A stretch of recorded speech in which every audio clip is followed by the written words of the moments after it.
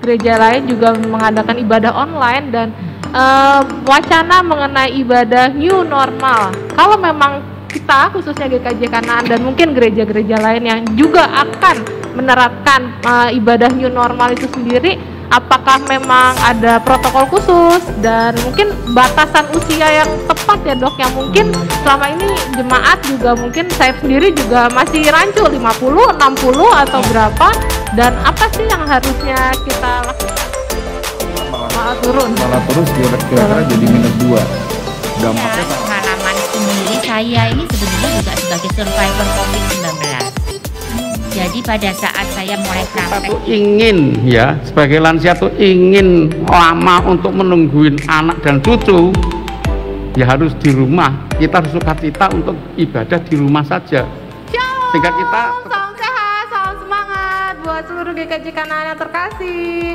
Selamat datang di channel YouTube GKJ Kanaan dan selamat bergabung dalam talk show pada kali ini. Selama 1 jam ke depan kita akan ngobrol-ngobrol santai bersama 3 narasumber kita, dan kita akan mencari tahu bagaimana ya sikap yang seharusnya kita lakukan pasca menghadapi corona ini dan kita masuk ke dalam era new normal ataupun persiapan kita menuju ke ibadah new normal. So don't go anywhere, just stay tune in this channel. Jangan kemana-kemana ya. Salah. Nggak mau. Yeah. So don't go anywhere, just stay tune in this channel. Jangan kemana-mana untuk tetap bergabung bersama kita dalam 1 jam ke depan. Kalau untuk yang belum subscribe ataupun share komen, saya mau mengundang jemaat semua untuk boleh yuk kita subscribe channel ini, dan boleh kalau suka di like, di komen, karena nanti di akhir program kita ada giveaway. Dan kalau jemaat semua kepo mau tahu acara apa sih ini, dalam program ini podcast santai ini kita akan membicarakan mengenai sosialisasi atau rule dan protokol kesehatan mengenai ibadah new normal yang akan dilaksanakan oleh GKJ Kanaan. Iya, berharap kita semua sih ya podcast seperti ini bisa berlangsung terus. Dan kalau buat teman-teman, aduh kayak seru banget nih podcast seperti ini nih, kayak pengen ada tema-tema lain, monggo yuk di komen, karena nanti 5 komen terbaik akan mendapatkan giveaway. Oke, tak perlu berlama-lama lagi, kita mau berkenalan dengan 3 narasumber kita. Yang pertama, kita mau berkenalan dengan Dr. Diana K.Rewati SPKFR. Gehe dok, bener ya dok? Halo dok. Selamat datang di program kita.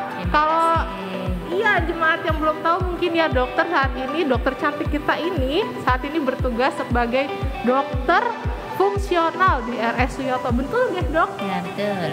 Iya, beliau sangat panjang daftar CV-nya, tetapi beliau menyempatkan waktu. Terima kasih ya dok. Dan untuk narasumber kedua kita sudah kedatangan Mas Gogo. Halo Mas Gogo. Iya Mas Gogo, beliau adalah pemateri pengelola keuangan keluarga di Katekisasi Pranikah GKJ Kanaan. Akhirnya kita bisa join ya podcast ya. Betul. Collab bareng. Oke, narasumber kita yang ketiga yaitu jemaat kita Pak De Giono. Halo Pak De, Sugeng Rawuh Pak De. Iya, selamat datang ya Pak De di acara kita. Kalau saya udah kenal dong ya. Iya, saya adalah Maya. Kita selama 1 jam akan ngobrol-ngobrol bersama 3 narasumber kita kali ini. Oke, yang pertama, teman-teman mungkin 4 bulan terakhir ini ya, corona itu sendiri sudah menjadi sesuatu yang booming, dan mungkin kalian semua udah tahu lah ya artinya, dampaknya pun merasakan sendiri. Tapi sebenarnya kita mau tanya langsung sama narasumber kita, sama Dokter Dian. Dok, mungkin bisa dijelaskan ya secara singkat ya, apa sih virus corona itu dan makanan apa ini? Pedoman apa ini? Apa ini? Singkat aja supaya mungkin viewers dan jemaat bisa mengetahui. Monggo dok. Ya, terima kasih Mbak Maya, para viewers yang saya hormati, yang saya kasihi, juga jemaat GKJ Kanaan. Kita sudah beberapa bulan ini familiar dengan COVID ya, virus gitu ya. Nah, sebenarnya ini bermula dari akhir Desember 2019 di Cina itu, di kota Wuhan itu ditemukan sebuah penyakit yang tidak tahu penyebabnya apa dari pasien dari pasar ikan laut ya, pasar seafood. Nah, setelah diteliti oleh para pakar kesehatan di Wuhan, Cina, ternyata penyakit pneumonia ini disebabkan oleh virus corona, tetapi jenis yang baru. Maka pada tanggal 7 Januari 2020 oleh pemerintah Cina ditetapkan bahwa penyebab dari pneumonia ini adalah sejenis virus dari family corona yang ternyata mirip dengan virus flu burung atau SARS coronavirus 2. Tetapi jenis yang baru ini mempunyai satu spesifikasi yang sangat lain, di mana tipenya dia cepat sekali menular, sehingga oleh WHO ditetapkan bahwa nama penyebab dari corona ini adalah, khusus untuk penyakit ini adalah penyakit COVID-19, karena memang bermulanya dari tahun 2019. Nah, virus ini itu tadi merupakan jenis dari RNA virus. Jadi virus itu ada dua macam, ada DNA virus dan RNA virus. Ini kalau RNA itu kepanjangan dari ribonucleic acid. Jadi jenis dari komponen dari virus itu asam nukleat ya. Jadi sejenis protein yang membentuk rangkaian yang mana virus ini tidak bersegmen, kemudian mudah terjadi multiplikasi atau bukan multiplikasi, mudah berubah ya, dan dia sangat cepat menyebabkan penularan. Kita tahu bahwa virus itu dia baru berefek kalau dia itu punya inang. Jadi dia itu harus ngendon di sesuatu. Nah, kebetulan virus COVID-19 ini ngendonnya itu atau hostnya itu adalah manusia. Nah, inilah yang menyebabkan kenapa begitu cepat dari manusia ke manusia ke manusia ke manusia terjadinya penularan atau transmisi dari penyakit ini. Nah, kemudian secara cepat dalam waktu beberapa minggu sekian puluh negara sudah terdampak, dan Indonesia menemukan satu kasus pertama kali pada tanggal 2 Maret 2020 pada penduduk warga negara Indonesia adanya virus ini, dan ini terjadi sampai saat ini. Yang tadinya bulan Maret itu hanya 1, saat ini sudah di atas 100.000 ya, 121.000. Nah, ini tentang virus ini. Nah, yang menjadi permasalahannya karena virus ini jenis virus RNA yang dia cepat mengalami multiplikasi dan cepat mengalami perubahan, itu yang menyebabkan para pakar kesehatan itu perlu berpikir panjang untuk mengantisipasi bagaimana supaya transmisi atau penularan itu bisa dicegah sedemikian rupa. Nah, ini karena itu tadi, karena virus ini tinggalnya di manusia, sementara manusia dengan manusia itu kan harus berkomunikasi gitu ya. Nah, ini yang perlu kita ketahui, karena memang proses transmisinya itu melalui droplet. Nah, jadi droplet itu adalah percikan-percikan air yang dikeluarkan melalui mulut dan saluran pernapasan manusia yang ukurannya sangat kecil, sekitar 5-10 mikrometer, yang mana ini bisa dengan mudah dikeluarkan. Kita berbicara saja ini juga mengeluarkan droplet yang tidak kelihatan secara kasat mata. Nah, ini mungkin yang menjadi perhatian kita semua, begitu mudahnya proses penularannya, sementara begitu manusia kan juga makhluk sosial yang tidak bisa diam saja, dia harus mobile, dia harus bekerja dan sebagainya. Nah, ini mungkin Mbak Maya yang bisa saya jelaskan tentang virus corona ini. Iya, oke dok, terima kasih. Tapi dok, banyak ya masyarakat dan mungkin juga jemaat kita yang merasa bahwa ini tuh cuma nggak mungkin lah menyerang aku sehat gitu. Kayaknya itu tuh nggak bakal lah, kita semua sehat kok. Bagaimana membuat mereka yakin, jemaat yang melihat channel ini yakin dan kita semua yakin bahwa this is true gitu, ini benar gitu, dan meyakinkan stigma itu bahwa ini bukan semudah yang kita pikirkan gitu. Ya betul.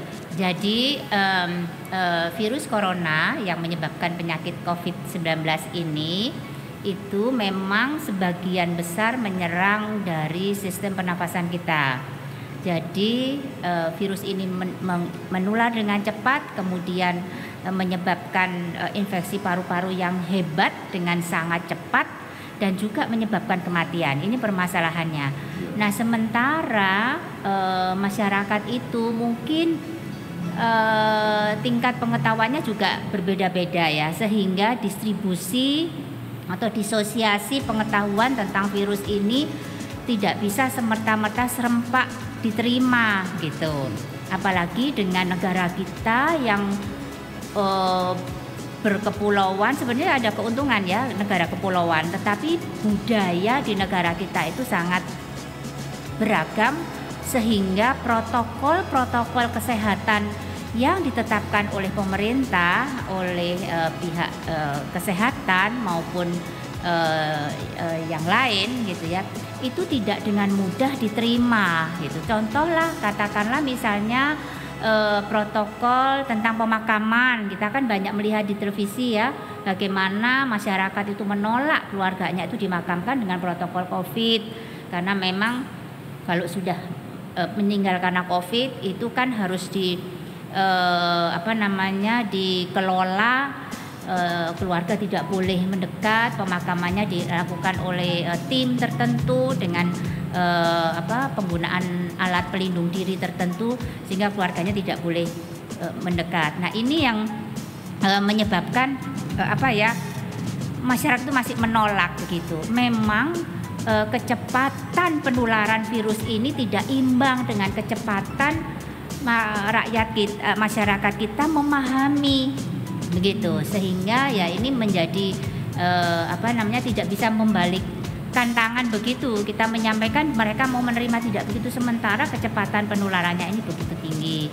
Karena itu memang kontinuitas atau terus menerus komunikasi ya seperti ini, pembudayaan seperti ini ya, disediakan oleh teman-teman dari GKJ Kanaan ini sangat bagus sekali untuk bisa mengenalkan kepada masyarakat bahwa virus ini sebenarnya virus yang mematikan, sangat menular, tapi ada juga beberapa masyarakat yang daya tahan tubuhnya bagus, virus ini nggak bergejala. Nah, ini itu yang bahaya ya dok ya? Iya, yang tidak bergejala tetapi ada di dalam tubuhnya, ada dan menularkan yang mungkin yang lagi lemah ya kondisi imunnya. Ya, karena ini memang namanya semua virus itu memang sangat tergantung dengan daya tahan tubuh manusia. Semua virus. Nah, termasuk virus ini. Nah, kalau kita mempunyai daya tahan tubuh yang baik, terus kita terpapar virus, ada virus di dalam tubuh kita tidak mempunyai gejala apa-apa gitu. Nah, kita kan nggak tahu bahwa kita ini sehat kok, saya sehat-sehat aja kok gitu ya, sehingga ada perlakuan sejak 5 April 2020 Bapak Presiden Jokowi itu menetapkan bahwa semua warga negara kalau keluar rumah harus pakai masker.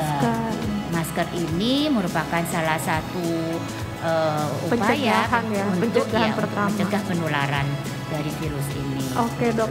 Nah, ternyata teman-teman dan jemaat semua, ini memang ada ya, virus ini benar-benar ada, dan mungkin dokter bisa sharing pengalaman sendiri ya, pengalaman tersendiri yang mungkin pernah dirasakan sebagai seorang dokter, mungkin menangani kasus atau tentang corona yang benar-benar meyakinkan jemaat dan viewer semua, ini tuh ada, saya udah ngalamin gitu. Mungkin bisa dok di-sharingkan. Iya betul. Jadi sejak awal negara kita ditemukan pasien COVID, Kemudian diaturlah rumah sakit mana yang memang menjadi rujukan COVID dan sebagainya sampai ada dibangun baik swasta maupun pemerintah, mereka membangun bangunan yang tadinya hotel ya, seperti Wisma Atlet itu di Jakarta, tadinya hotel dia berubah fungsinya menjadi rumah sakit. Nah, saya juga sebagai dokter ketika itu, mungkin ini sharing secara pribadi ya, karena pertanyaannya adalah pengalaman yang saya alami. Saya pada saat bulan Maret itu kebetulan saya mengikuti kongres di luar negeri. Saya ke Amerika waktu itu tanggal 2 Maret sampai tanggal 14 Maret dan tanggal 15 Maret saya tiba di Indonesia. Nah, begitu saya tiba, saya harus menjalani protokol 2 minggu isolasi mandiri. Kenapa?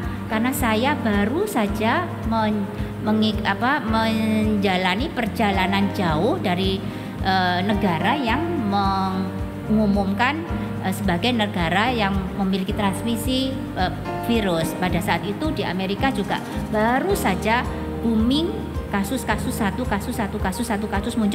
muncul sampai sekarang Amerika menjadi yang nomor 1 tertinggi kasusnya. Nah, itu yang saya alami, bagaimana proses pemberlakuan jaga jarak, pakai masker belum waktu itu. Oh, belum. Iya, 2 minggu isolasi ya, Dok ya?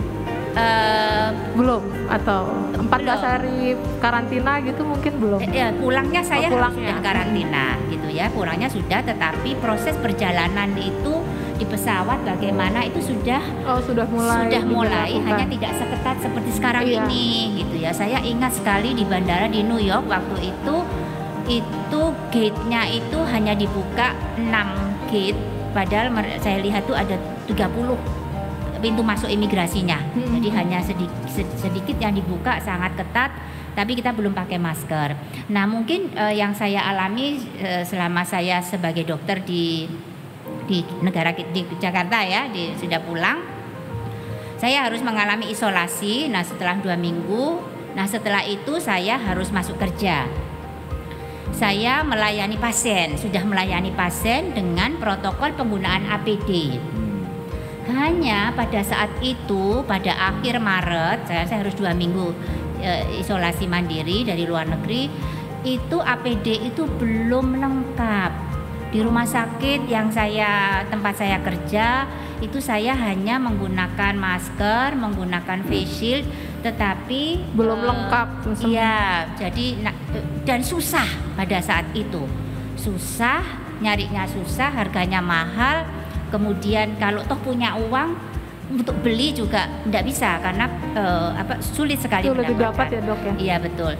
Tetapi karena waktu itu dari Ikatan Dokter Indonesia sudah memberikan batasan bahwa untuk dokter-dokter yang sepuh seperti saya ini sudah hampir 60 tahun itu diharapkan memang membatasi jam praktek, hari praktek gitu, sehingga saya tetap memberikan pelayanan di rumah sakit setiap hari, tetapi saya tidak diizinkan untuk merawat pasien di Bangsal. Jadi yang dengan spesialisasi saya memang untuk kasus-kasus pneumonia itu biasanya kami melakukan physical therapy, itu bagian dari keilmuan saya, dari kompetensi saya, tetapi saya hanya diminta untuk pelayanan di rawat jalan saja. Itu sekitar awal April.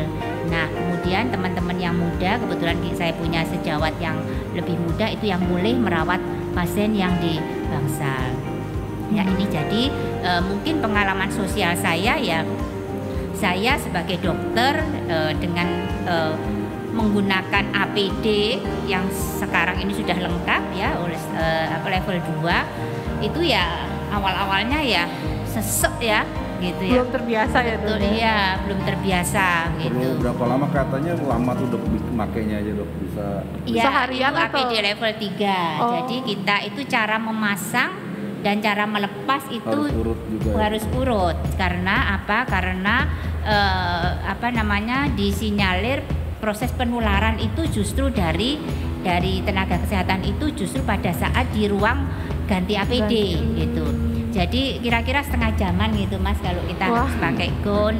Karena kalau kita berangkat dari rumah kita pakai baju dinas, tapi kalau sudah kita mau jadwal praktek kita berganti, ada baju OK, kemudian ada saya hitung 7 lapis bagian Oh, APD 7 ya, bagian. yang harus Oke. kami pakai gitu, dari Luar biasa. kepala, mata dan seterusnya. Kemudian pengalaman sendiri saya ini sebenarnya juga sebagai survivor COVID-19.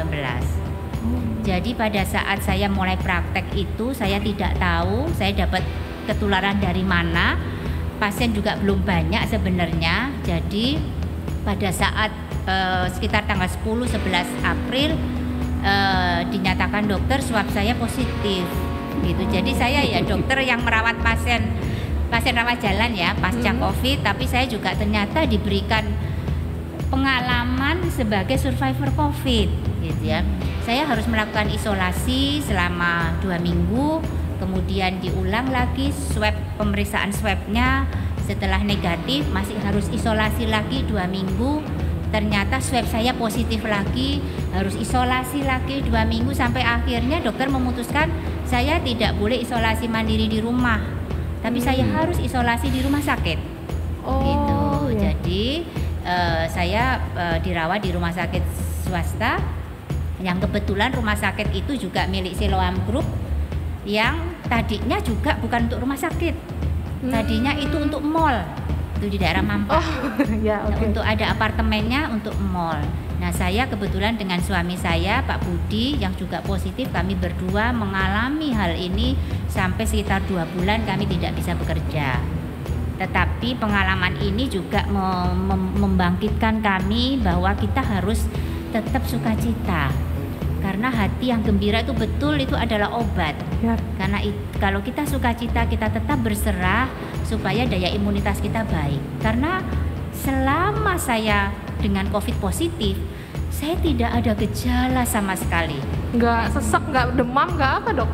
Ada demam itu tanggal 2 April hanya malam aja. Karena pulang dari Amerika itu saya selalu cek suhu pagi Sumeng sore, gitu pagi ya, Dok? sore, iya. Pagi sore saya cek, kemudian hanya malam aja, Jumatnya besok saya sudah aktivitas lagi gitu. Karena kebetulan saya juga sebagai ketua Satgas COVID dari Perhimpunan Profesi Dokter Spesialis yang kompetensi saya, dokter spesialis kedokteran fisik rehab. Jadi itu yang saya alami juga, mungkin dari pengalaman ini. Baik secara medis, saya juga melakukan pemeriksaan pasien COVID yang rawat jalan ya. Kalau rawat inap saya tidak diperbolehkan, tetapi saya juga mengalami sendiri sebagai pasien. Jadi setelah isolasi itu selama 2 bulan, bulan April, bulan Mei, bulan Juni saya sudah boleh praktek lagi begitu. Jadi ada juga pengalaman sosial karena ada kesempatan saya selama isolasi, saya juga ingin berbagi ya, memberikan mengikuti webinar ya selama isolasi itu, kemudian membagikan ribuan masker kepada jemaat gereja, kepada teman-teman juga keluarga saya yang di kota-kota lain dan seterusnya. Mungkin ini Mbak Maya, ya. Menarik ya teman-teman ya. Ternyata dokter sendiri adalah sekarang kita mau beralih ke narasumber kita yang kedua, Mas Gogo. Ternyata memang virus ini begitu luar biasa ya, daya serangnya ya. Bahkan mungkin dari segi ekonomi, dari sektor ekonomi sendiri teman-teman, mungkin ini begitu banyak dampaknya gitu ya. Sekarang kita mau ke Mas Gogo. Mungkin Mas Gogo bisa jelaskan secara singkat ya, bagaimana sih memang dampaknya dari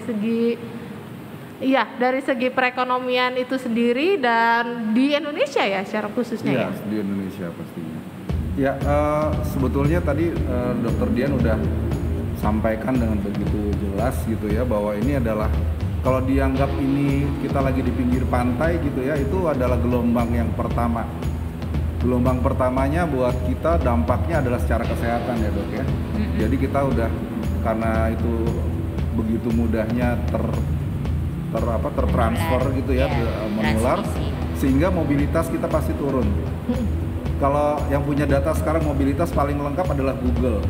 Google secara seluruh dunia menyatakan kalau kita lihat grafiknya itu bisa sampai antara 25-40% mobilitas orang itu menurun. Nah, padahal salah satu syarat untuk jalannya perekonomian itu adalah mobilitas orang. Nah kalau kita lihat jelas perekonomian itu langsung berhenti, langsung berdampak gitu. Nah itu yang saya bilang tadi gelombang pertamanya adalah kesehatan, gelombang keduanya yang mungkin bisa jadi dampaknya nggak kalah seru gitu ya, nggak kalah challenging gitu adalah di perekonomian gitu ya. Nah kalau kita lihat ini ada beberapa angka yang saya ambil gitu ya dari Indonesia Economic Projection yang dikeluarkan oleh World Bank. Ini dirilis tanggal 16 Juli kemarin gitu oleh para ekonom World Bank yang memang khusus untuk meresearch tentang Indonesia. Nah dia punya angka itu menarik, jadi angkanya kira-kira proyeksinya di tahun 2020 ini itu mereka memproyeksikan Indonesia ini secara ekonomi gitu ya, dihitung dari gross domestic productnya gitu, itu kita nggak akan tumbuh. Jadi pertumbuhannya akan 0% di 2020 ini gitu ya. Sementara harga-harga inflasi akan naik di 2,6%. Nah, itu artinya apa? Jadi sebetulnya ini udah seperti kalau di ilmu ekonomi beberapa orang bilang ini mendekati apa yang disebut dengan stagflation gitu. Jadi ada stagnansi dalam pertumbuhan ekonominya, stagnan, berhenti, tapi inflasinya ada. Nah, itu sebetulnya dari situ akan kelihatan bahwa emang tekanan ekonomi itu udah semakin nyata. Nah ini juga angka-angka 0% pertumbuhan dan inflasi 2,6% ini dengan asumsi kondisi netral. Apa yang dilakuin pemerintah keluarkan hampir 500 sampai 800 triliun untuk membantu proses pemulihan COVID ini, itu jalan semua. Nah dalam skenario terburuk angkanya jauh lebih mengerikan lagi sebetulnya ya. Saya agak ada datanya ya? Hiperbola gitu ya. Jadi kalau dilihat bisa jadi tuh kita akan turun setidaknya jadi -2 di tahun ini. Secara ekonomi gitu kita nggak bertumbuh tapi kita malah turun kira-kira jadi -2. Dampaknya sangat besar tentunya buat kita sendiri dan juga buat negara ini gitu. Untuk Indonesia. Oke, ya teman-teman paham nggak nih untuk mengenai ekonomi ya? Kalau saya sendiri sih mungkin paham dikit ya Mas, saya mah taunya kalau ekonomi bulanan menurun aja itu Mas. Jadi ya mungkin sama ya jemaat juga merasakan dampaknya mungkin secara, kembali lagi tadi informasi yang diketahui tidak begitu banyak tetapi benar-benar merasakan. Dan kalau dari Mas Gogo sendiri mungkin ada nggak pengalaman atau mungkin menyaksikan memang berdampak banget ini coronavirus ini dengan perekonomian mungkin ya di kantor atau di lingkungan gitu? Iya, kita ada datanya juga, kembali saya ambil dari Indonesia Economic Projection ya World Bank. Jadi kalau kita lihat tingkat pengangguran orang-orang yang tadinya bekerja dan sekarang tidak bekerja itu antara 14 sampai 35%. Ini berbeda dari setiap industri ya. Jadi kalau kita lihat yang paling besar itu di 35% terjadi pemutusan hubungan kerja kira-kira gitu ya. Itu ada di industri industri manufacturing, karena ada beberapa pabrik-pabrik yang mungkin membatasi aktivitasnya. Ada beberapa pabrik-pabrik yang mungkin juga bisa jadi tutup. Jadi secara ekonomi PHK itu bisa terjadi antara 14 sampai 35%. Itu yang akan berdampak. Dan yang parah lagi adalah secara penurunan pendapatan itu angkanya antara 49 sampai 50% buat para pekerja ya di Indonesia. Yang paling tinggi ada tentunya kita udah nggak asing lagi ya, yang paling kerasa adalah di sisi pariwisata, di mana itu juga Indonesia cukup kuat sebetulnya. Jadi dari sisi transportasi dan juga logistik. Karena dengan adanya mobilitas yang berkurang, pastinya orang juga makin sedikit mengkonsumsi barang gitu ya. Nah ini jadi penurunan kehilangan pekerjaan tuh antara 14 sampai 35% di setiap industri beda-beda. Tapi penurunan pendapatannya 49 sampai 90%. Wow. Jadi ini yang saya bilang gelombang kedua setelah gelombang kesehatan tadi, gelombang keduanya ekonomi itu yang harus diseimbangkan oleh pemerintah. Jadi kebayang ya begitu sulitnya gitu ya gitu kalau kita mau lihat tuh mereka bapak-bapak pejabat-pejabat dan pemerintah itu ngatur polisinya begitu sulit. Asal tahu aja Mama ya, saya di kantor setiap hari Jumat Itu saya meeting hampir setengah hari. Itu untuk menentukan policy yang diberlakukan di perusahaan sampai seminggu ke depannya. Itu aja nggak gampang. Iya. Apalagi betul, pemerintah debatnya juga ya. seru gitu. Tapi apalagi pemerintah Apalagi yang parameternya pemerintah dan- harus variabel-variabel yang dipikirin harus lebih banyak gitu.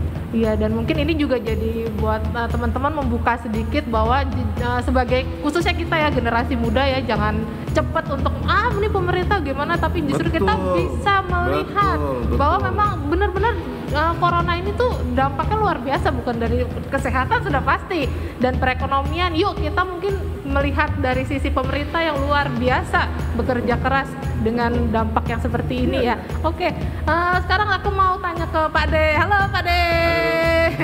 Ya, kalau dari Pak De sendiri bagaimana Pak De tentang corona itu sendiri? Mungkin apakah Pak De ada ketakutan ketika mungkin beritanya kan marak ya di WA lah, WA grup, atau mungkin di WA secara japri atau di media sosial, dari televisi juga. Pak De, bagaimana Pak De tentang corona ini? Adakah kekhawatiran atau ketakutan yang ngapunten nggih Pak De? Mengingat Pak De kan ya sudah sepuh nggih Pak De ya. Jadi bagaimana Pak De, pendapat Pak De atau pengalaman Pak De tentang corona ini sendiri? Ya, terima kasih. Sebenarnya seperti yang sudah diutarakan Dr. Jian tadi, bahwa virus itu kan baru akhir di 2019.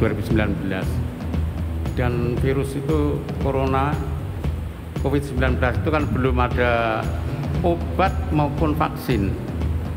Karena suatu penyakit belum ada obat dan vaksinnya, tentu saja bagi masyarakat umum pasti ada rasa ya takut dan juga khawatir.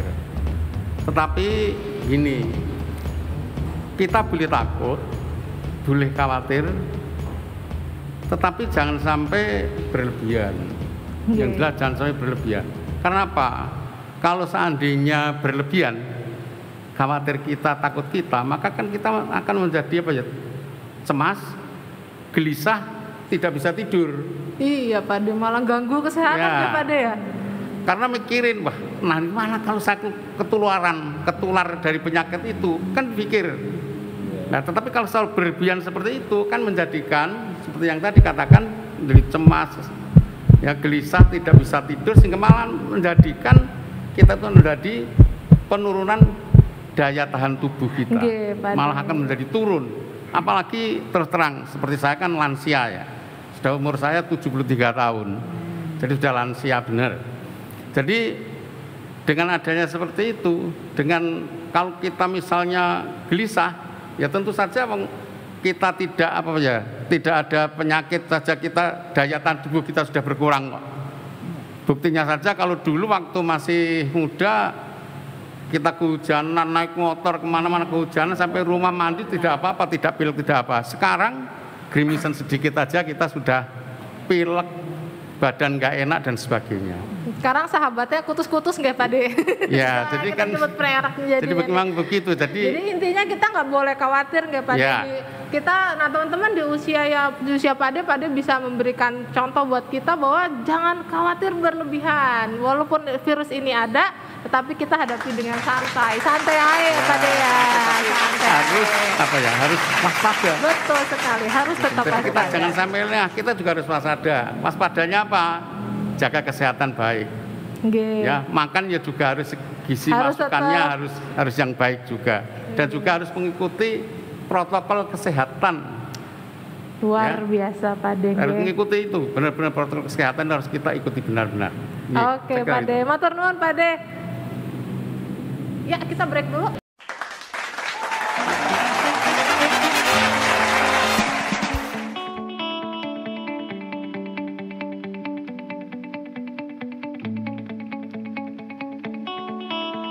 Oke teman-teman, semakin menarik ya obrolan kita kali ini, dan aku mau ingetin lagi buat viewer semua, buat teman-teman yang menyaksikan YouTube ini, silahkan komen karena 5 komen terbaik nanti akan mendapatkan giveaway yang disediakan oleh tim kreatif kita.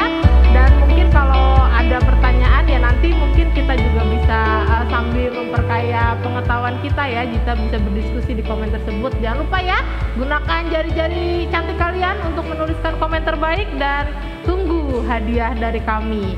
Oke dok, kita sekarang mau lanjut ke pertanyaan selanjutnya dok. Saya mau bertanya mengenai kebijakan pemerintah ya terkait new normal. Sebenarnya apa sih itu new normal itu sendiri dan protokol kesehatan apa yang seharusnya memang kita budayakan untuk kita lakukan sehingga kita menjadi pribadi yang terbiasa dengan new normal itu sendiri. Silakan dok. Ya, tanggal 17 Mei 2020 jadi pemerintah kita melalui gugus tugas percepatan penanganan COVID-19 itu menjelaskan apa itu definisi dari new normal life. New normal life adalah perubahan perilaku untuk tetap menjalankan aktivitas normal, tetapi ditambah dengan menerapkan protokol kesehatan untuk mencegah terjadinya penularan COVID-19. Jadi ini memang harus menjadi budaya karena kita tidak tahu virus itu sudah ada di dunia ini, gitu ya. Kapan dia hilang? Mungkin tidak akan pernah hilang. Sehingga kitalah yang harus beradaptasi, manusia harus beradaptasi. Tidak hanya kita di sini, tetapi juga di negara yang lain di seluruh dunia karena virus ini sudah menyebar di ratusan negara yang ada di dunia ini, sehingga kita harus beradaptasi dengan perilaku kehidupan yang baru. Antara lain apa? Antara lain kita kalau berkomunikasi itu harus menjaga jarak. Kenapa harus menjaga jarak? Karena tadi kan kita sudah jelaskan penularannya itu dengan droplet. Manusia itu tentunya kadang-kadang dia bersin, ya. Bersin, batuk itu sebenarnya mekanisme tubuh secara alamiah untuk mengeluarkan sesuatu benda asing di saluran napasnya. Karena memang penyakit ini kan memang yang diserang utamanya itu saluran napas, walaupun tidak organ tubuh yang lain juga memungkinkan. Saluran pencernaan itu juga bisa diserang oleh virus ini, sehingga pada saat manusia berkomunikasi, berbicara, atau pada saat bersin atau batuk apalagi, itu dari penelitian percikan droplet yang dikeluarkan oleh oleh kita itu paling jauh 2 meter. Sehingga jarak yang aman untuk kita bersosialisasi dengan teman kita, dengan orang lain itu minimal 1 meter sampai 2 meter. Ini sudah diteliti. Kemudian apalagi yang harus adaptasi, yang harus menjadi budaya kita harus cuci tangan. Kita tahu bahwa droplet atau percikan yang mengandung virus itu yang kita tidak tahu dari orang yang sepertinya sehat itu ternyata juga memungkinkan adanya virus itu. Kalau misalnya dropletnya itu ada di permukaan logam, virus itu masih akan tetap hidup sampai 72 jam di permukaan stainless steel, ya, logam-logam. Kalau di kertas itu biasanya tidak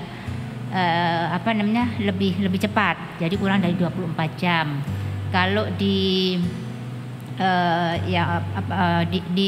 plastik dan di logam itu lebih lama. Nah, ini yang harus kan kita tentunya tidak dalam kehidupan itu kan selalu menyentuh gitu ya, mana area-area yang sering disentuh, baik itu di rumah maupun di tempat umum, apalagi itu yang kita harus hati-hati, handle pintu dan sebagainya. Oleh karena itu kita harus rajin cuci tangan gitu. Kalau kita memiliki hand sanitizer seperti contoh di sini, kita harus lakukan juga dengan gunakan hand sanitizer. Nah, ini Mas Gogo nih, ya, contoh itu. Untuk apa? Karena untuk membersihkan tangan kita. Karena tangan ini merupakan media yang paling mudah. Dan kita kan kadang-kadang nggak sengaja garuk-garuk mata, pegang-pegang hidung, ya. Sementara droplet itu sangat memungkinkan menyerap masuk tubuh melalui mukosa. Mukosa itu lapisan di hidung dan lapisan di mulut itu namanya mukosa, atau melalui konjungtiva itu lapisan terluar dari mata. Sehingga mata, hidung, mulut ini area yang sangat sensitif yang harus kita jaga. Kemudian apalagi menggunakan masker, itu tadi ya, menggunakan masker. Kalau kita mempunyai face shield itu lebih bagus lagi untuk melindungi mata kita. Masker itu tadi untuk melindungi mukosa hidung dan mulut kita, lapisan dari terluar dari mulut dan hidung. Terus kalau face shield itu untuk melindungi mata kita. Ini adalah adaptasi budaya baru yang harus kita lakukan. Cuci tangan, menjaga jarak, kemudian menggunakan masker. Dan tadi Pak Biono sudah menyampaikan di rumah saja. Kalau tidak perlu apa-apa, nggak usah keluar. Ya, karena kita tahu memang insiden kasus di Indonesia yang tertinggi itu pada usia antara 40-54 tahun, 45-54 tahun. Tetapi insiden kematian itu paling tinggi pada usia 55-65 tahun. Jadi oleh karena itu yang lansia tadi diharapkan kegiatannya di rumah. Selama ini kita sejak bulan Maret tanggal berapa itu 22 kalau nggak salah, ibadah kita juga di rumah ya, menggunakan secara online. Nah, ini adalah budaya-budaya yang harus kita lakukan. Sampai kapan seterusnya sepertinya ya membiasakan diri dengan budaya baru sampai ini nanti ya, kasusnya itu memang bisa menurun kalau kita sudah ditemukan vaksin untuk preventif, untuk menjaga bahwa semua manusia itu sudah mulai punya daya kebal, imunitas. Oke dok, menarik mengenai ibadah itu sendiri ya. Kalau memang mungkin GKJ Kanan dan mungkin banyak gereja lain juga mengadakan ibadah online dan wacana mengenai ibadah new normal. Kalau memang kita khususnya GKJ Kanan dan mungkin gereja-gereja lain yang juga akan menerapkan ibadah new normal itu sendiri, apakah memang ada protokol khusus dan mungkin batasan usia yang tepat ya dok, yang mungkin selama ini jemaat juga mungkin saya sendiri juga masih rancu 50, 60 atau berapa, dan apa sih yang harusnya kita lakukan ketika memang budaya atau kebiasaan ibadah new normal itu dilakukan? Ya, baik. Untuk usia ya, jadi mengacu pada surat edaran Menteri Agama dan juga peraturan Menteri Kesehatan maupun juga peraturan gubernur, karena gereja kita ini kan berada di wilayah DKI di wilayah Jakarta Selatan, itu memang disebutkan bahwa usia lanjut diharapkan menunda ibadah di gereja. Nah, usia lanjutnya itu berapa? Apakah 50, apa 60 gitu ya. Kalau kita mengacu ke definisi Kementerian Kesehatan, usia lanjut itu memang mulai dari 60 tahun ke atas. Tetapi ada juga yang saya lihat beberapa gereja menerapkan umur 50 tahun ke atas itu sebaiknya ibadahnya di rumah gitu ya. Nah, sekarang mungkin untuk GKJ Kanaan saya kalau boleh memberikan saran bagaimana totolan peranatanya GKJ Kanaan ini, peraturan di GKJ Kanaan itu mendefinisikan usia lanjut itu mulai dari umur berapa gitu. Jadi silahkan itu ditetapkan oleh GKJ Kanaan sesuai dengan tatalan pranatonya gereja. Kemudian maksudnya yang masuk Adi Yuswo itu mulai umur berapa sih begitu. Tetapi tidak menutup kemungkinan juga ada juga yang usianya masih muda tetapi dia mempunyai comorbidis. Comorbidis itu adalah penyakit penyerta atau penyakit yang dibawa yang lama disandang oleh seseorang. Ada kan yang mungkin sejak muda dia punya sakit asma misalnya, jadi dia harus tergantung dengan obat. Nah, orang-orang dengan penyakit kronis ini biasanya mempunyai daya tahan tubuh yang rendah ya, sehingga kita harapkan memang meminimalisir kontak atau komunikasi dengan orang lain, apalagi di gereja gitu ya. Jadi apalagi kegiatan di gereja. Kenapa demikian? Karena pada saat bulan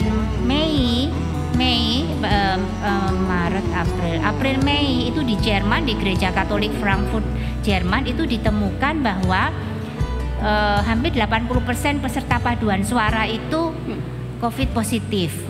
Kemudian beberapa dari mereka meninggal. Kemudian juga gereja di Amerika, saya lupa ya kotaknya apa ya. Itu juga dari 51 dari 60 anggota paduan suara itu positif COVID. Nah, kegiatan berhimpun seperti yang kita lakukan selama ini di gereja, berkumpul, berhimpun dengan sekian ratus orang itu adalah potensi transmisi dari penyakit ini. Potensinya besar sekali untuk terjadinya penularan. Sehingga oleh pemerintah diatur dalam surat edaran Menteri Agama maupun dalam Menteri Kesehatan maupun peraturan gubernur atau peraturan yang lain bahwa pihak pengelola gereja ini harus mempersiapkan apa aja sih yang dipersiapkan ya. Jadi higien sanitasi ruangan gitu ya, itu harus dipersiapkan dengan baik. Mungkin secara reguler dilakukan desinfektan ruangan. Kemudian harus disiapkan juga area-area untuk cuci tangan. Difasilitasi jemaatnya itu untuk mempunyai mengingatkan adaptasi bahwa dia harus sering cuci tangan. Kemudian mengatur jarak kursi bangku untuk jemaat, mengatur jarak kursi bangku untuk pemandu lagu misalnya, untuk majelis misalnya, itu harus diatur jaraknya. Kemudian mengatur alur lalu lalang jemaat, mobilisasi di ruangan, karena di area terbatas dengan sekian orang itu juga sangat riskan. Kemudian kapasitas yang diatur oleh pemerintah adalah maksimal 50% dari kapasitas ruangan gereja itu boleh dihuni. Jadi artinya begini, kalau biasanya jemaat kita itu satu gedung ini bisa datang 300 jemaat di dalam gedung ini, untuk new normal life ini dalam ibadah gereja tidak boleh lagi 300, tetapi 50%-nya. Ini untuk gereja. Sebenarnya ini kami lakukan juga di poliklinik kami. Kita juga tidak bisa kalau pasiennya datang periksa keluarganya ikut dampingi semua, tidak boleh. Jadi maksimal hanya 3 orang dengan ruangan, sama juga di gereja. Kemudian mengatur pemeliharaan sirkulasi udara, karena tadi saya lupa, penularannya itu secara droplet, tetapi juga dengan ilmu yang penelitian yang baru ternyata penularannya juga melalui udara. Nah, ini yang repot ya. Jadi kalau sirkulasi udara mulek aja ya di ruangan yang sama, virus itu ada yang nyanyi, ada yang ngomong, khotbah gitu ya. Virus itu akan beredar terus di ruangan itu, tidak ada aliran yang bisa keluar yang meminimalisir potensi untuk dia menular ke yang lain gitu ya. Jadi ini yang harus diperhatikan. Kemudian izin juga untuk pengelola, karena apa? Karena di mana gereja itu berada harus juga melihat keputusan pemerintah di wilayah itu sudah masuk zona apa. Zona merah, zona hijau, zona kuning. Zona merah, zona kuning, zona hijau gitu. Kalau zona merah itu kan berarti masih padat sekali, lingkungan di situ masih yang jumlah kasus COVID-nya masih tinggi gitu. Nah, kalau saya lihat memang di lingkungan Pesanggerahan ini data terakhir 1 minggu yang lalu itu memang tidak banyak. Kalau di Jakarta itu Jakarta Utara yang paling banyak, kelurahan-kelurahan Jakarta Utara. Tetapi yang harus kita perhatikan, jemaat yang akan datang ke gereja itu kan dari wilayah yang lain, dari Tangerang Selatan, dari kota Tangerang, dari Jakarta Barat, dari Jakarta Selatan begitu. Nah, inilah yang mempengaruhi bagaimana pengelola itu harus memperhatikan protokol-protokol ini. Kemudian bagi jemaat sendiri, apa yang harus kita siapkan? Bagi jemaat yang harus kita siapkan, yang datang ke gereja harus sehat. Gitu ya, karena itu begitu datang dilakukan screening. Screeningnya apa yang mudah? Screeningnya adalah pemeriksaan suhu, gitu ya. Pemeriksaan suhu. Kalau suhunya 37,5 derajat Celcius diharapkan tidak masuk ke gereja. Karena apa? Karena itu dianggap sebagai awal demam. Kadang-kadang kita sendiri tidak kerasa ya kalau suhu kita itu naik. Saya sendiri waktu suhu saya naik 38 saya merasa nggak sakit. Gitu ya, ternyata 38 derajat, oh ya aku harus istirahat. Nah, ini juga harus dilakukan pemeriksaan. Kemudian apa yang lain, jemaat yang datang tadi harus menggunakan masker dari rumah, di perjalanan, sampai di gereja. Yang lain apalagi begitu datang harus cuci tangan. Harus cuci tangan karena nanti mungkin megang handle pintu gereja mungkin atau megang kursi dan sebagainya ya. Kemudian untuk jemaat juga harus memenuhi kalau misalnya mau masuk gereja itu banyak misalnya ya kan ada user misalnya gitu ya, itu kan harus ngantri atau mungkin mau mempersembahkan persembahan, diupayakan kalau bisa persembahannya itu tidak dengan tangan, tidak menggunakan kantong persembahan karena dari hand to hand, dari tangan ke tangan ini merupakan transmisi yang sangat tinggi sehingga diharapkan mungkin persembahannya lewat kan amplop saja, kemudian diberi kesempatan atau yang sekarang lebih canggih ya nih Mas Gogo, online aja ya, transfer aja ya gitu ya. Nah ini merupakan satu satu budaya yang harus dipahami untuk persiapan new normal life pada ibadah. Jadi persembahannya secara online transfer atau dengan amplop. Nah kalau dengan amplop kan otomatis ada tempatnya. Nah ini harus dikelola juga. Nanti cara kedepannya itu juga jangan dempet-dempetan, tetap harus menjaga jarak. Jaga jarak ya, protokolnya. Iya, harus menerapkan juga PHBS. PHBS itu hidup bersih sehat ya. Jadi penata laksanaan hidup bersih sehat. PHBS-nya apa misalnya? Kalau bersin, kalau batuk harus ditutup mulutnya. Jadi tidak walaupun sudah pakai masker, kalau masker kain kan masih ada pori-pori yang memungkinkan droplet itu keluar karena kan ukuran virus ini sangat kecil, 5 sampai 10 mikrometer ya, ukurannya sangat kecil. Kalau menggunakan masker bedah ini seperti Pak Gogo, Mas Gogo, Pak Giono dan saya ini kami menggunakan masker bedah. Ini masih lumayan gitu ya. Nah itu mungkin yang harus diperhatikan bagi pengelola gereja maupun bagi jemaatnya. Itu Mbak. Oke, terima kasih Pak De. Saya mau tanya sama Pak De. Nah tadi saya menarik nih dengan Pak De. Pak De mengatakan bahwa saya tetap melaksanakan protokol kesehatan, dalam arti saya tetap percaya sama Tuhan, tetapi juga saya melakukan. Boleh Pak De diceritakan protokol kesehatan yang sudah biasa Pak De lakukan sehingga mungkin jemaat bisa menyaksikan dan menjadi inspirasi. Wah Pak De aja jaga kesehatan, naati protokol, apalagi aku. Monggo Pak De. Ya, terima kasih. Kalau saya sekeluarga sudah terbiasa, baik itu misalnya kita mau keluar itu harus pakai. Seperti tadi mau berangkat sini, saya mau buka mobil lupa, ya langsung aja. Ibunya atau di mobil sudah tersedia masker. Jadi kalau lupa kita terus langsung bisa pakai masker. Nah Pak De, aku mau tanya nih Pak De, kalau seandainya memang nanti ke depan GKJ Kanaan akan melaksanakan ibadah new normal, tetapi dengan ketentuan mungkin sudah disampaikan ya, mungkin antara 50, kita katakan ya 50 sampai 60 tidak bisa mengikuti dulu atau lebih baik dari rumah saja. Mohon maaf tadi Pak De kan sampaikan 73 tahun deh, berarti kan dalam kategori ya tidak diizinkan untuk datang. Beresiko tinggi ya. Iya beresiko tinggi ya, walaupun bersyukur ya puji Tuhan Pak De tetap sehat di usia 73, luar biasa. Tetapi kalau boleh tanya Pak De, apakah Pak De keberatan dengan aturan ini, dengan protokol kesehatan ini ketika memang nanti GKJ Kanaan akan menerapkan ibadah new normal gitu? Pak De keberatan atau malah justru wah ini sesuatu yang positif untuk GKJ Kanaan? Ya kalau seharusnya kalau kita sebagai lansia itu ya harusnya malah sukacita ya, tidak diperkenalkan untuk kebaktian ibadah di gereja berkumpul dengan orang banyak. Karena apa? Seperti tadi sudah saya jelaskan bahwa lansia itu rentan.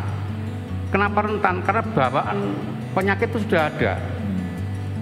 Orang tua itu bawaannya ada yang gula, ada yang hipertensi, ada asam urat, ada apa tuh encok apa ya, asma dan sebagainya itu. Nah ini kan sangat rentan sekali, mudah sekali terjangkit pada virus itu. Nah kalau kita tuh ingin ya sebagai lansia tuh ingin lama untuk menungguin anak dan cucu, ya harus di rumah. Kita harus sukacita untuk ibadah di rumah saja, sehingga kita tetap sehat.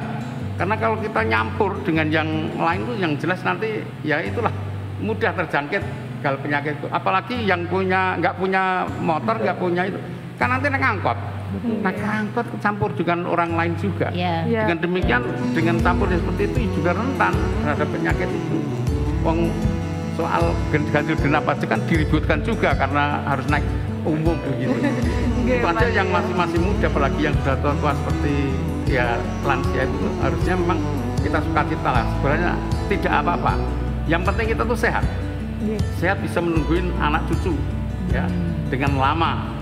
Terima kasih. Iya, banyak juga nih pada yang curhat nih, kayak merasa wah saya tuh nggak terima nih, saya tuh masih sehat walaupun udah 60 tahun gitu. Saya nggak sakit, nggak ada bawaan penyakit, nggak ada asam urat, nggak ada gula, nggak ada hipertensi. Tapi benar ya mungkin tadi seperti Pak De sampaikan, lebih baik kita taat protokol, yang penting kita sehat. Toh ibadah juga dimanapun Tuhan omnipresent ya, Tuhan maha hadir. Di rumah, di gereja kita tetap. Mungkin Pak De bisa sedikit memberikan apa ya motivasi mungkin ya bagi jemaat lansia yang merasa saya nggak terima dengan aturan ini, saya pokoknya mau tetap ke gereja gitu. Monggo Pak De mungkin bisa mengajak jemaat usia lansia untuk tetap taat protokol ini. Mungkin ada juga karena menurut saya kok sehat, saya jelas sehat juga saya ini. Karena apa? Saya tuh nyetir ke Semarang meskipun gantian dengan Anggi dengan saya masih kuat. Saya nyetir misalnya dari sini sampai Brebes masih kuat.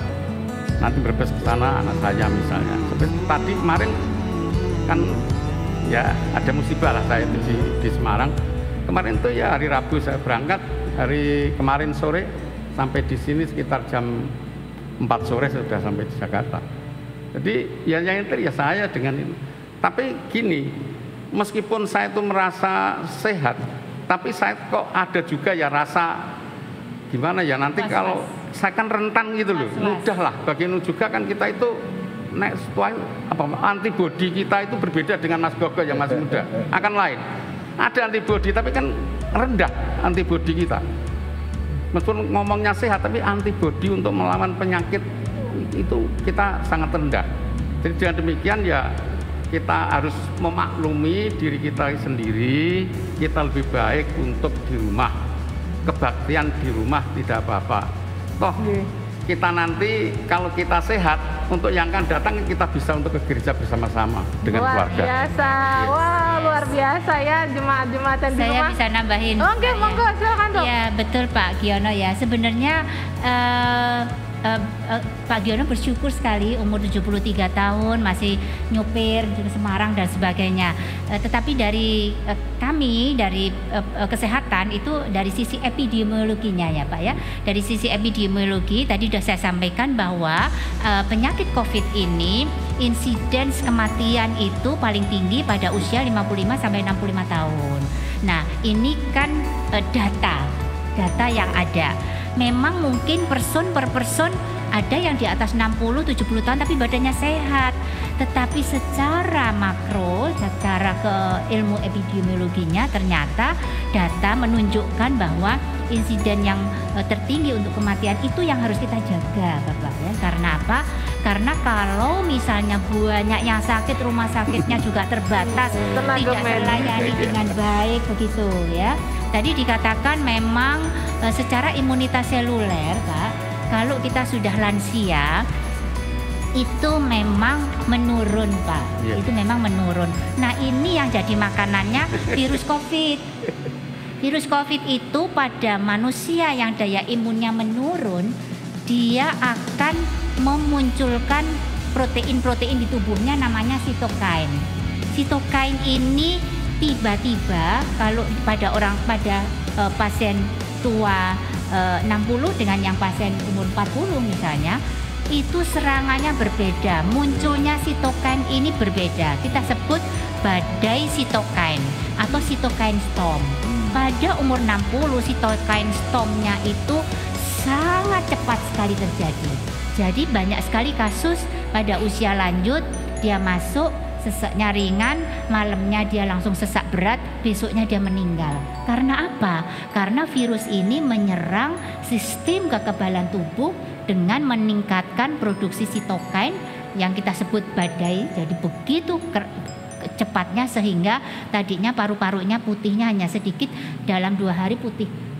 Pneumonia begitu berat sampai dia meninggal gitu. Sementara kemampuan rumah sakit, persediaan ventilator dan sebagainya itu sangat terbatas. Nah, ini mungkin yang menjadi peraturan Pak ya, surat edaran Menteri Agama, Menteri Kesehatan itu kalau bisa lansia tidak ke gereja dulu gitu. Demikian juga dengan anak-anak Mbak Maya. Iya, Ya, kalau anak-anak itu memang insiden umur 0 sampai 5 tahun kecil sekali. Insiden anak muda juga kecil sekali, tetapi pada anak-anak dia akan menurunkan daya imun yang nanti akan terbawa dalam perkembangannya.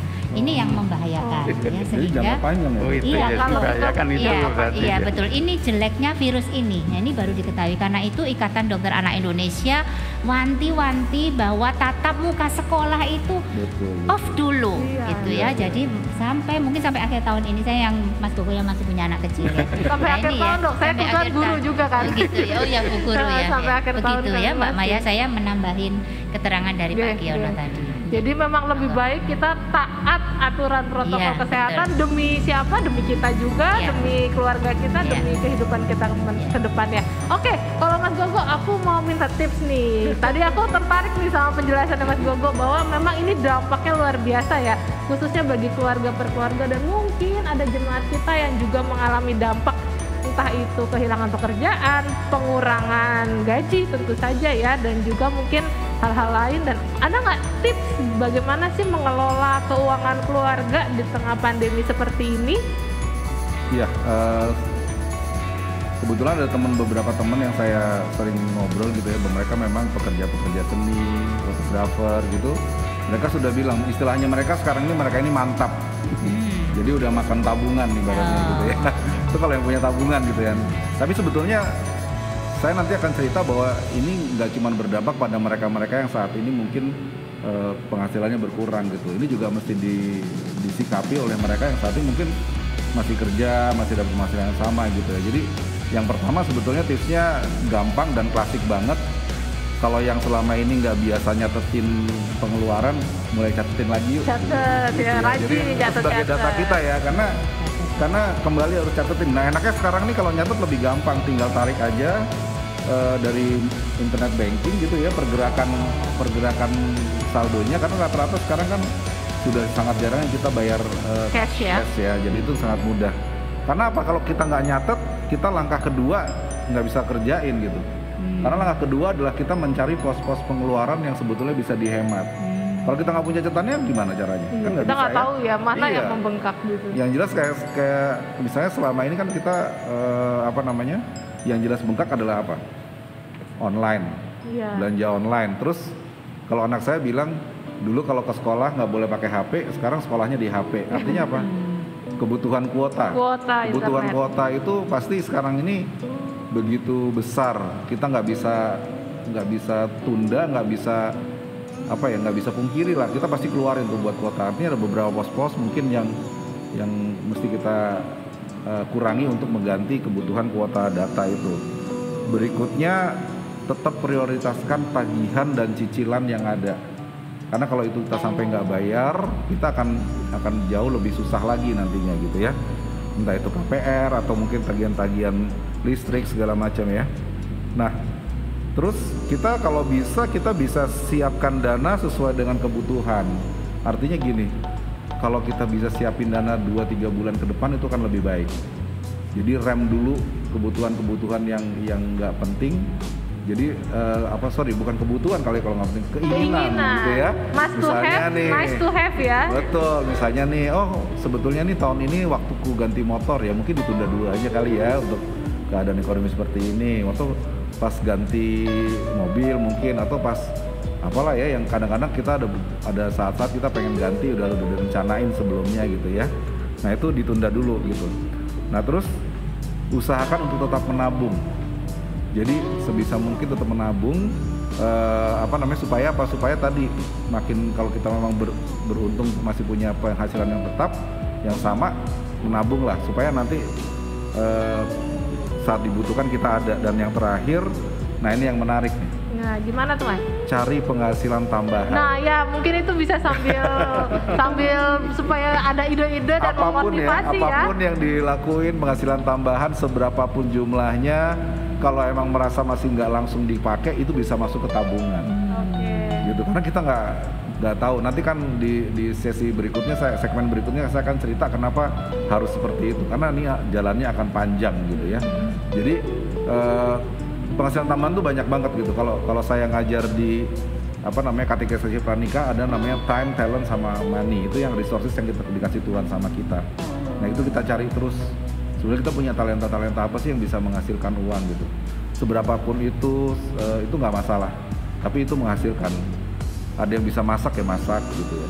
Ada yang bisa bikin teri, ibaratnya teri tempe ya bikin aja nggak apa-apa gitu. Sambel apa segala macam. Kenapa? Sebetulnya ini juga ngebantu program pemerintah gitu ya. Iya. Jadi dengan kalau kita bilang tadi pendapatan domestik bruto itu ngitungnya salah satu adalah konsumsi rumah tangga. Tapi jangan sampai kita konsumsi rumah tangga kita beli yang barang-barang import gitu. Sehingga tuh ngebebani devisanya kita. Jadi kalau kita beli secara informal antar satu keluarga ke keluarga lain gitu ya akan kebentuk nilai tambah kan, karena pasti ada keuntungannya kan. Nah itu membantu perekonomian tetap berjalan gitu. Kalau mau jujur mungkin gitu ya, itu salah satu kenapa Indonesia tuh masih bisa tetap punya angka yang tadi saya bilang 0% itu bagus banget, nggak turun gitu ya. Kalau kita lihat Singapura tuh udah declare 42%. Kebayang nggak kenapa 42%? Karena begitu anak-anaknya di rumah, orang tuanya pasti nggak akan kerja. Itu yang pertama. Yang kedua, mereka sangat tergantung dengan kalau di Singapura kita naik MRT kan ya. Mereka semua naik MRT, jadi mereka sangat tergantung dengan transportasi publik ya? Dimana pada saat ini nggak mungkin rasanya gitu. Nah itu mereka makanya langsung turun 42% gitu. Itu udah di bulan-bulan Juni-Juli kemarin ya. Nah kita masih bisa bertahan karena apa? Ternyata banyak juga tuh yang sekarang orang pada mulai jualan pakai Instagram gitu. Itu bagus banget. Jadi itu membantu jalannya ekonomi di negara ini juga gitu.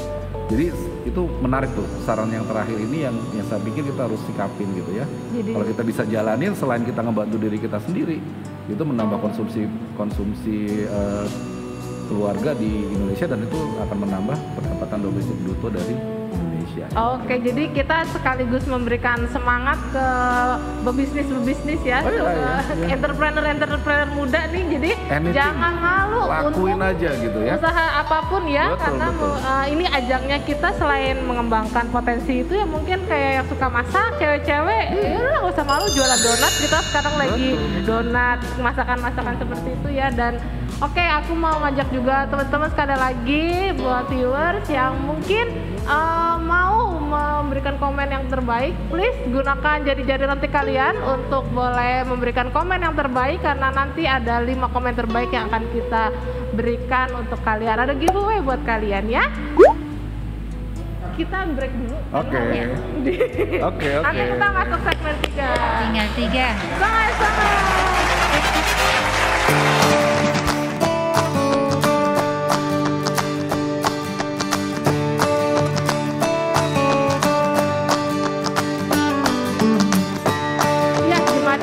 Dan juga teman-teman semua, tanpa terasa obrolan yang sangat menarik ini kita sudah sampai sebentar lagi kita sampai di akhir segmen. Tetapi sebelumnya saya mau minta sekali lagi kepada dokter, ketiga narasumber kita ya, dokter, Mas Gogo dan juga Pak De, mungkin bisa diberikan sedikit wejangan atau mungkin kata-kata semangat motivasi sehingga setiap jemaat Kanaan ataupun viewers nanti yang akan melihat tayangan ini bisa menang melawan corona ini dan kita sama-sama survive ya, baik itu dari segi kesehatan ataupun perekonomian dan mungkin dalam bergereja. Silakan monggo dokter yang pertama. Ya, terima kasih Mbak Maya. Para viewers sekalian, bahwa kita tidak tahu sampai kapan pandemi ini menurun ya. Jadi tapi kita tetap harus 4 poin yang utama adalah kita harus menjaga jarak, cuci tangan, pakai masker di rumah saja. di rumah saja itu bagi lansia ya, tapi bagi yang muda kan harus cari uang. Tadi Mas Koko sudah sampaikan ya, harus upaya. Jadi untuk yang muda, karena memang insidensnya kasus penyakit ini tinggi untuk yang usia 40-50 tahun, 30, 40, 50, maka saya advisekan bahwa kalau pulang dari pergi kemanapun juga, mungkin hanya keluar beli susu anaknya gitu ya, pulang itu jangan sentuh apa-apa dulu. Sepatu taruh di luar saja, tidak usah dimasukkan ke dalam rumah. Mandi, cuci rambut, keramas, ganti baju, bajunya juga dicuci ya, jangan dipakai lagi untuk di rumah. Kemudian baru peluk anaknya, baru makan, baru duduk santai baca koran, nonton TV, lihat YouTube dan sebagainya. Kemudian kalau nanti kita diberi kesempatan juga untuk beribadah gitu ya, usahakan badan kita tetap sehat. Kalau kita nggak yakin, aduh nggak enak ya, rotok meriang-meriang ya, atau pilek atau sakit tenggorokan atau mungkin sudah sesak ya, jadi tapi kan kepingin beribadah gitu ya, usahakan ditahan dulu kalau nggak sehat ya. Kalau tidak sehat di rumah saja. Kemudian nah ini yang sering nih, kadang kita tidak bisa kita hindari. Kalau kita habis gereja kan kita kepengen ngobrol ya, apalagi sekian bulan nggak pernah ketemu ya, ngobrol sama teman. Nah ini tolong kita sekarang menyadari jangan bergerombol gitu ya, kalau ingin bertemu ya. Di beberapa jemaat gereja yang sudah menyelenggarakan ibadah dengan New Life protokol ini, mereka juga setelah ibadah langsung disuruh pulang. Kemudian tidak usah bersalaman, jadi bersalamannya memang secara virtual saja, salam namaste, tidak juga berpelukan. Kemudian yang terakhir, barangkali tidak menutup kemungkinan jemaat dan para viewers sekalian mungkin akhirnya mendapat ketibanan, mendapat pengalaman penyakit ini. Jangan panik, jangan sedih, kita harus bergembira terus. Kenapa? Karena hormon stresor itu akan, kalau meningkat sekali, kalau kita stres banget, itu akan menurunkan daya imunitas kita dan akan meningkatkan itu tadi, badai sitokain tadi ya, sehingga kita harus terus berdoa, kita harus terus sukacita walaupun kita mendapatkan ujian ya, seandainya kita mendapatkan ujian mengalami COVID ini. Yang terakhir memang mari kita berdoa sama-sama agar pandemi ini segera menurun dan hilang, meskipun virus itu tetap ada karena dia juga makhluk hidup, dia juga ciptaan Tuhan. Mari kita terus berdoa, saling menguatkan diri kita masing-masing agar kita tetap bisa hidup dengan sukacita dengan apa yang sudah Tuhan berikan kepada kita. Gitu. Luar biasa. Mas Koko mungkin? Iya. Tadi Dokter Dian sudah sampaikan bahwa ini akan terus ada ya, bahwa virusnya akan terus ada. Jadi kan tadi kita bilang COVID itu adalah gelombang pertama. Jadi gelombang keduanya ini pastinya akan panjang. Jadi kalau dibilang panjang dan belok-belok gitu ya. Jadi tadinya tuh Indonesia udah masuk ke negara dengan penghasilan menengah ke atas. Jadi pada saat kena virus ini ada belokan pertama. Belokan pertamanya tuh kita sebut dengan belokan pandemi. Gitu. Jadi semua sumber dayanya negara itu dipakai untuk mengatasi monitoring ini, tesnya sebanyak mungkin gitu ya, supaya tahu gimana caranya siapin sumber daya kesehatan untuk mengatasi ini. Jadi duitnya udah keluar lagi. Nah, sisi berikutnya selain negara yang keluar duit banyak gitu ya, itu ada beberapa UMKM, beberapa yang harus dibantu juga, termasuk nanti mungkin sampai ke perbankan.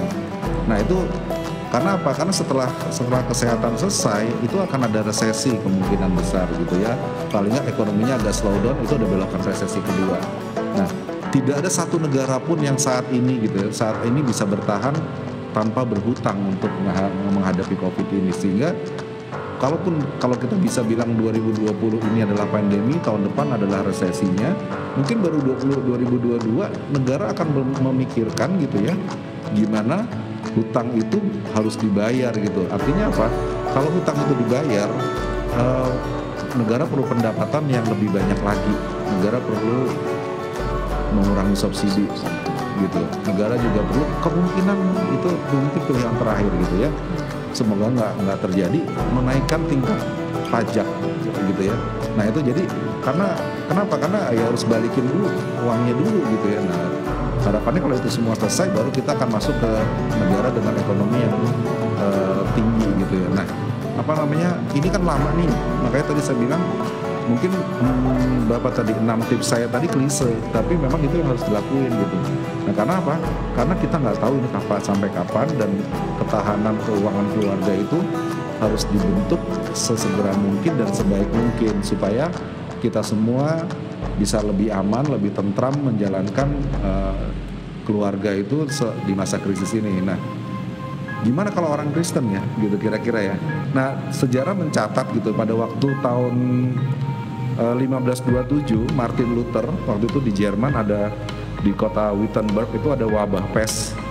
Nah itu justru yang terjadi, dia ditawarin untuk para pembantunya gitu, menawarkan kira-kira gini, Pak Martin gitu, kita tinggalin aja kota ini gitu karena kota ini bahaya. Nah justru pada saat itu dia malah enggak, saya akan stay.